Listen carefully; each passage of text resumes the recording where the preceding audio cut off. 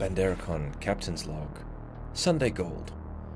I'm gonna take a well overdue break from a heaping helping of Russian sadness, which I have enjoyed, in the same way. You can all enjoy a sad song every so often, but dear God, don't drown in it. Sunday Gold is something I picked up on Steam on discount, like I pick up most of the games I buy, because I'm not poor, but I'm not rich. And I didn't really know what to expect, but if I'm gonna summarize it, turn-based RPG with an art style that leans in heavily to the bloke who designed the cover art from the Gorillas, and the most English, near-future, not quite cyberpunkish vision that I have seen ever for, from what I can tell, a dev team that's almost exclusively French, which really worries me, because since when were they that in touch? I mean, things can't be so bad over there that they're looking over to us for inspiration. I'm just telling you.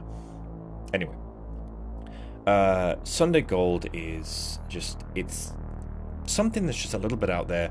I've kind of already summarized it on the whole, but basically in about 30 years from now, when cyberpunkish technology is kind of available, a bunch of lowlives, I would almost say proto-Shadowrunners in a sense, it could be a Shadowrun team, have basically banded together to put the hurt on a corporation run by some rich douchebag in England who is doing some not very cool things.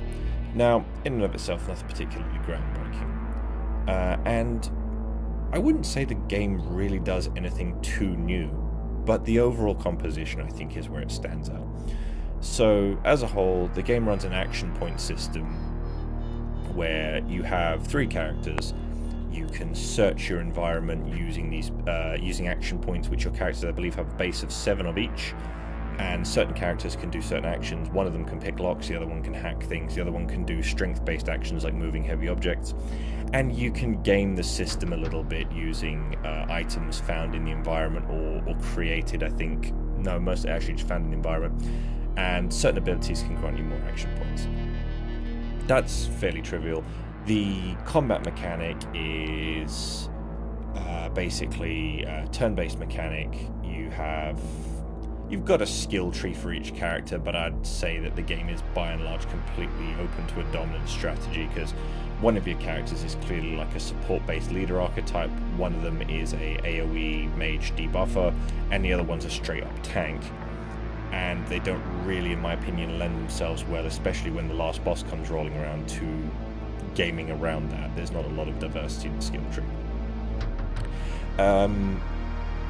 The game also has a psychology mechanic, which, other than the final boss fight, unless you manage it really poorly, doesn't really come into play, in my humble opinion. The idea is that each character has a certain psychological breaking point, times 3, so at the first point one of their abilities gets a debuff, on the second point they take extra damage from certain enemies, and on the third one, well, kind of mix and match. And also, if they go beyond a certain point, then you have a limited time per basically activation, so whenever they come up to do their move, they could only have about 7 to 8 seconds to make the move. It's kind of cool in practice, or sorry, in principle, but the way the game works, unless you basically ignore it the entire time, it never comes up until the final boss, which I will ruminate on later because I've been hinting towards it. The thing with this game is that it has the feel of something kind of special, and there's some real shine to it. A real little glimmer of Sunday Gold in there. Like, yeah, it's corny as fuck, sue me. It feels good.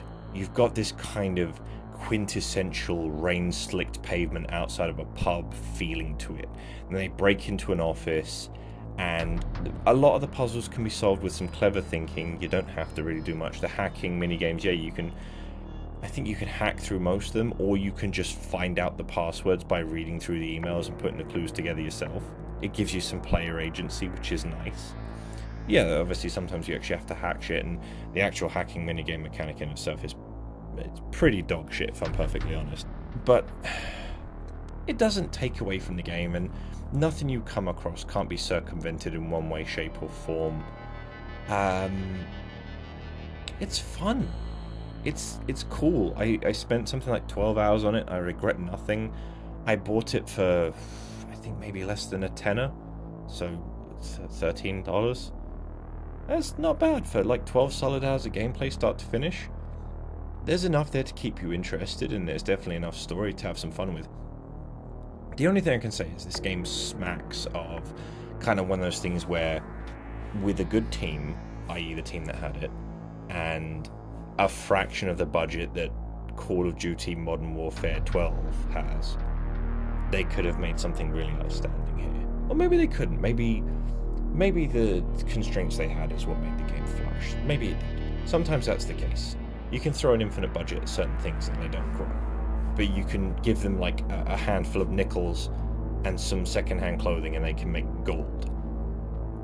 But I would have liked to have seen what could have come of this. There's a few games like that, like We Were Here was one of those where the premise was super cool. I'll do a video on that some other time. And yeah, no, I enjoyed it. Again, the art style for me is a standout. It has a real Gorillaz feel to it, and I say Gorillaz is in the band. If you think the Demon Days album, like the front cover, it kind of feels like that to me, but like given about 12 to 15 years after the fact, with some polish and some style changes along the way. Especially where the character animations, I say animations loosely because they're by and large just... I'm going to fail at describing this and saying this properly. They're not really animated, they just have individual cell frames of them taking a different pose. It's... Fuck it, I'm not even going to try. Go enjoy it. Again, get it cheap. Why not? We're all on a budget these days, but... And just keep an open mind. I genuinely think if this game was one of those ones that was really worked on, there could be at least another 30 hours of gameplay in there. And it would have been fantastic. The story itself ends on kind of like a cliffhanger for another game, or at least not a cliffhanger, but like fertile ground for a sequel. God willing, there will be another one. Yeah, go play it. And call to action, go listen to Gorillaz' The Demon Days album. Or any other Gorillaz album. They're all pretty fantastic, if I'm perfectly honest. Alright, peace out.